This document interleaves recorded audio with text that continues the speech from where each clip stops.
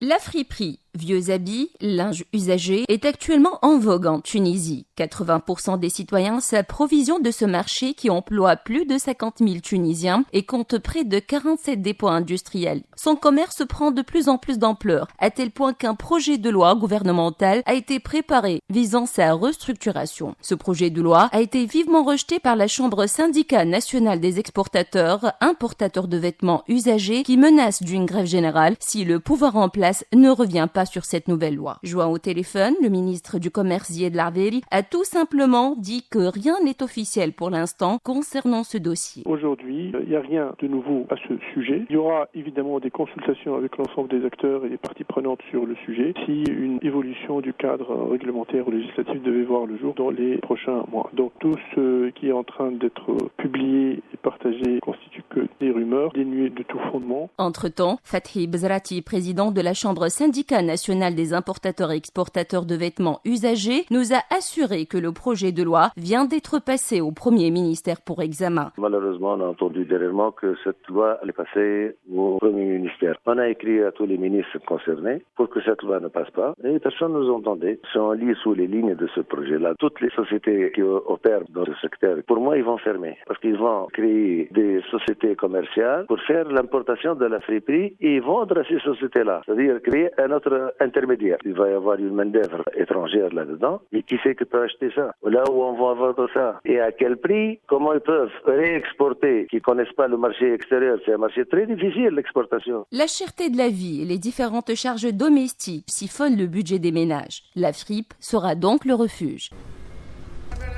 Bonjour madame. Bonjour. Est-ce que vous fréquentez souvent la fripe? Parfois. Et il se trouve de tout. Il y a besoin de temps pour chercher bien. Il y a des choses chères pour la qualité, il y a des choses que ça va. À chaque fois où on a besoin de quelque chose, eh bien on vient. Mais c'est pas possible, on ne peut pas acheter des choses dans les boutiques. Mais c'est très cher, on vient ici. Je peux acheter pour moi, pour mon fils, pour ma fille, pour mon mari, pour la maison. Et la qualité est de loin. On aime la fripe. Voilà, je trouve que c'est un peu intéressant, c'est parce que c'est d'autres prix. Et du coup, donc, je connais le monsieur ici, donc j'ai acheté avant et je trouve que c'est sympa. Il y en a des grandes marques aussi avec des bons prix. Il est moins cher que le vêtement nouveau. Cette balle, elle est à combien? Je pense 10 dinars. Avec des tickets du magasin, je pense 200 dinars, 150 et parfois plus. Parce qu'il n'y a rien qui vaut la peine dans les grandes surfaces. Bien sûr, je trouve des trucs chics, qualité, signés et tout.